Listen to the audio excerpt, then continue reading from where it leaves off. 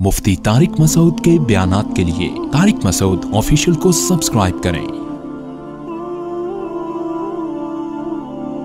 Tariq Masood official.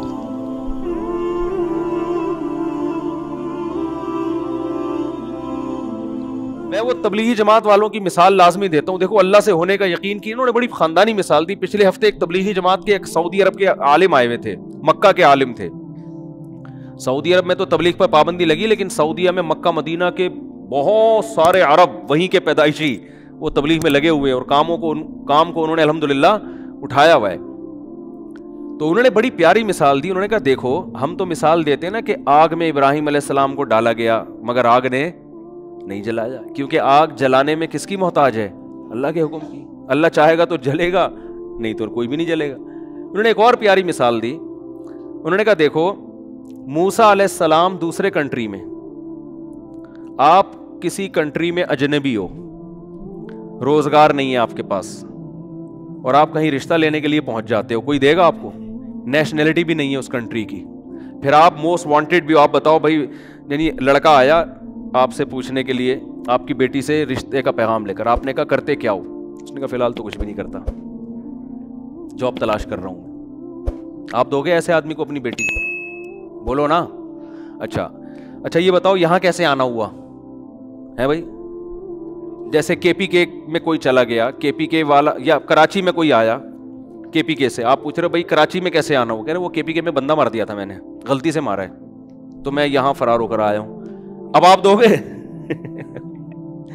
भाई अब आप दोगे? इस पे मुझे एक चुटकुला याद आ रहा है, लेकिन वो इधर उधर बयान चला जाएगा। अब तो आप बिल्कुल भी नहीं दोगे ना। अब भाई तुम पे तो वैसे ही केस बना हुआ है यार, मैं अपनी बेटी तुम्हारे हवाले कैसे कर दूं? ना इस कंट्री के हो, चलो कराची और KPK तो एक ही मुल्क है ना, दूसरे मुल्क से आए हो तो और अजीब हो जाएगा। तो ऐसे मौके पे मेरे भाई, शादी के अलावा दुनिया का हर काम हो सकता है आपका। आप जॉब शायद कहीं मजदूरी पे आपको मिल जाए, कुछ भी हो सकता है, लेकिन इस कंडीशन में ग्राउंड रियलिटी ये कहती है कि आपकी शादी नहीं हो सकती। लेकिन मूसा अलैहिस्सलाम की ठक से शादी हुई है, ठीक है ना? तो उन्होंने बड़ी प्यारी मिसाल दी कि ये इसकी कितनी बड़ी दलील है कि होता किससे है? अल्लाह से होता है। तो मायूस होना ही नहीं है। जिस आदमी के पास मजहब नहीं है, वो जब देखता है असबाब कामयाबी के नहीं है तो मायूस होना शुरू, कहता अब तो मर गया, अब तो को। और जो अल्लाह पर ईमान रखते हैं, तवक्कुल है भाई, अल्लाह कामयाब करने में असबाब का मोहताज नहीं है। कुरान में बार बार एक मजमून बहुत ज्यादा बयान हुआ है, वो ये कि लिकई ला तअसौ अला मा फातकुम वला तफरहु बिमा आताकुम। कितनी बैलेंस वाली जिंदगी इंसान की गुजरती है। अल्लाह फरमाते हैं कि सब कुछ अल्लाह के हाथ में है। ये अल्लाह तुम्हें इसलिए बता रहा है ताकि कोई चीज तुम्हें ना मिले तो उस पर अफसोस ना करो, और मिल जाए तो इतराने की कोशिश ना करो। हो क्या रहा है दुनिया में? दुनिया में दो ही किस्म के लोग आपको ज्यादातर मिलेंगे। कुछ ऐसे होंगे जो तकब्बुर से अकड़े हुए होंगे ना, ये मेरी गाड़ी है, ये मेरा पर्सनैलिटी है, ये मेरा सेहत है, और ये मेरा बिजनेस है, ये मेरा बंगला है। जो कामयाब समझे जाते हैं दुनिया में, वो हर वक्त किस में लगे रहेंगे? शोबाजी में। वो पैसा भी है उनके पास, इज्जत भी है, शोहरत भी है, और डींगे मारते रहेंगे सारा दिन बैठ के। दूसरे वो लोग हैं जो हर वक्त नाशुक्री की बातें, पैसे ही नहीं है। वो वाकया था ना, हमारे हजरत ने किसी मौलवी साहब से पूछा कि इतना अरसा हो गया शादी क्यों नहीं की? कह रहे पैसे ही नहीं है। हजरत उनकी नकल उतार के बताइए, ऐसे गमजदा हो गए, उन्होंने कहा ना पैसे ही नहीं है। तो वो हर बात पे क्या कहेगा? पैसे ही नहीं है, महंगाई बढ़ रही है, क्या करें यार। तो वो रोता। दो ही तरह के लोग मिलेंगे। एतदाल वाले आपको मार्केट में कम मिलेंगे, या तो खुशी में इतरा रहा होगा, दूसरों को नीचा समझ रहा होगा, या गम में डिप्रेशन में जा रहा होगा। तो कुरान क्या कहता है कि सब कुछ किसके हाथ में है? अल्लाह के हाथ। और अल्लाह ये तुम्हें इसलिए बता रहा है ताकि जब खुशी मिले तो इतराओ नहीं। अल्लाह 2 मिनट लगाएगा छीनने में, अगर अल्लाह चाहेगा। समझते हैं ना? तो ज्यादा चौड़े होके रोड पे घूमने की जरूरत नहीं है। ये मेरी गाड़ी, ये मेरा बंगला, और ये मेरा बिजनेस, और 4 शादियां। एक मिसाल दे रहा हूं, अब ये भी थोड़ा सा कल्चर आने लगा है माशरे में। और जनाब یہ میرا بزنس دیکھو، یہ میری بلڈنگ ہے، اور یہ وغیرہ جو لوگ کر رہے ہوتے ہیں، میری صحت دیکھو، ڈولے دکھا رہے ہوتے ہیں نا ایسے کر کر کے.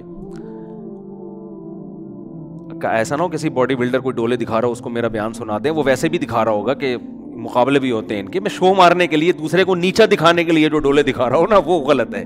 سمجھ رہے ہیں کہ نہیں سمجھ رہے؟ تو اللہ نے بتایا کہ یہ تمام طاقتیں کس کے ہاتھ میں ہیں؟ اللہ کے ہاتھ میں. کیا مطلب؟ جتنی پاور ہے نا اس وقت، جتنے وسائل ہیں، اللہ چاہے گا 2 منٹ میں چھین لے گا. تو جس آدمی کے دماغ میں یہ استحضار ہو کہ میں اسباب سے متاثر نہیں ہوں گا، اللہ مسبب الاسباب ہے، وہ جب چاہتا ہے انسان سے ساری نعمتیں چھین لیتا ہے. فرعون سے کیسے چھینی؟ فرعون کا تصور تھا کہ میں اسی دریا میں غرق ہو جاؤں گا، ابھی کوئی تھا اس کے دل میں تصور؟ اور ہم نے اپنی زندگی میں دیکھے ہیں، لوگ بڑے مالدار لوگ ہوتے ہیں، ایسا دیوالیہ ہوتا ہے کہ دیکھو جیسے اللہ متقی کو ایسی جگہ سے رزق دیتا ہے نا جہاں سے اس کا گمان بھی نہیں ہوتا، تو اللہ بعض دفعہ ایسی جگہ سے رزق چھینتا بھی ہے کہ جہاں سے آپ کا گمان بھی نہیں ہوتا، وہاں سے رزق چھن جاتا ہے. آپ سمجھتے ہو کہ یہ گارڈ ہی انسان کو قتل کر دیتے ہیں، حالانکہ وہ کس کے لیے رکھے ہوتے ہیں؟ حفاظت کے لیے. وہاں سے اللہ نے نقصان پہنچایا جہاں سے آپ کو نقصان کا گمان تھا ہی نہیں، وہاں سے کہتے ہیں نا آستین کا سانپ بن کے آ جاتے ہیں لوگ. تو رزق اللہ ایسی جگہ سے چھین لیتے ہیں، ایسے طریقے سے چھین لیتے ہیں جہاں سے انسان کا گمان بھی نہیں ہوتا، ایسے چھنتا ہے رزق. تو نہ انسان پر اترانا اچھا لگتا ہے، ہر وقت ڈرتا رہے اللہ سے بھائی، اور نسبت کس کی طرف کرے؟ اللہ کی طرف. بھائی اللہ نے دیا، یہ اللہ کی نعمت ہے. یہ زبان سے الفاظ کہنے چاہیے، شریعت میں زبان کی بہت ویلیو ہے. بڑے الفاظ اللہ کو پسند نہیں ہے. حضرت موسیٰ سے ایک خطا ہوئی تھی، لوگوں نے پوچھا کہ اس وقت زمین میں سب سے بڑا عالم کون ہے؟ انہوں نے فرمایا میں ہوں. بات بالکل درست تھی، مگر اللہ کو یہ انداز پسند نہیں آیا کہ آپ بولتے سب سے بڑا تو اللہ ہے، حالانکہ موسیٰ علیہ السلام تو سب سے بڑے عالم تھے. اور جو جتنا بڑا ہوتا ہے اس کی چھوٹی غلطی کو بھی اللہ بہت سخت تنبیہ کرتے ہیں اس پہ. تو موسیٰ علیہ السلام کو ایسی تنبیہ ہوئی کہ خضر علیہ السلام کے پاس بھیج دیا کہ ان کو کچھ علم ہم نے ایسا دیا جو آپ کے پاس نہیں ہے. تو اسی طرح جب انسان پریشانیوں میں ہو تو قرآن کہتا ہے مایوس نہ ہو. کیوں؟ طاقتیں کس کے پاس ہیں؟ اللہ کے پاس. آپ کیوں مایوس ہوتے ہیں؟ آپ کہتے ہو یار یہاں بھی جاب نہیں مل رہی، یہ بھی مسئلہ نہیں ہے، نہ شادی ہو رہی ہے میری، نہ جو ہے یہ بچہ انسان کا بچہ بننے کی کوشش کر رہی ہے، میری اولاد ہو گئی ہے. پیدا تو انسان کا بچہ ہی ہوا تھا، سب مبارکباد دے رہے تھے، لیکن یہ مجھے انسان کا بچہ لگتا نہیں، یہ جن کا بچہ ہے، آ کے لے جائیں. مسجد سے اعلان ہوتا ہے نا جن کا بچہ ہے آ کے لے جائیں. تو لوگ ایک صاحب پہنچے، جن کا بچہ مسجد میں کیا کر رہا ہے؟ گاؤں دیہاتوں میں نا مسجدوں میں یہ بہت اعلان ہوتے ہیں، حضرات چٹی نیلے رنگ کی نہ کہ جن کا بچہ ہے آ کے لے جائیں. تو قرآن کیا کہتا ہے؟ وَلَا تَأْسَوْا عَلَىٰ مَا فَاتَكُمْ. جو چیز نہیں ملی ہے اس پہ افسوس مت کرو. بہت سی چیزیں زندگی میں نہیں ملتی تو افسوس نہ کرو. بھائی اللہ اس کا آلٹرنیٹ بھی دے سکتا ہے، نہیں بھی دیا تو اللہ نے چھینی ہے نا، تو کوئی اس میں حکمت ہوگی. اور حدیث میں جو آتا ہے نا، اللہ کہتے ہیں کہ میں اپنے بندے کے ساتھ وہ معاملہ کرتا ہوں جو بندہ جیسا میرے ساتھ گمان رکھتا ہے. تو اس کا یہی مطلب ہے. لوگ کیا سمجھتے ہیں کہ یار ہم تو اللہ سے بہت گمان رکھتے ہیں کہ اتنی دولت اللہ ہم کو دے گا، لیکن اللہ تو دے ہی نہیں رہا. ہم تو 6 سال سے اللہ سے امیدیں لگا کے رکھے ہوئے پیسہ ملے گا ہمیں. تو حدیث میں تو آتا ہے جیسا گمان رکھو گے ویسا ہوگا. تو پیسے تو پان گٹکے کے نہیں نکلتے یار، ہم تو گمان رکھ رکھ کے تھک گئے. ہر حدیث کا ایک خاص مفہوم ہوتا ہے. مطلب حدیث کا یہ ہے کہ آپ کے ساتھ اگر ایسا لگ رہا ہے کہ غلط ہو رہا ہے، آپ کاموں میں ناکام ہو رہے ہیں، آپ اللہ سے اچھی امید رکھو کہ انشاءاللہ اسی میں خیر ہوگی، تو واقعی اس میں پھر خیر ہوگی.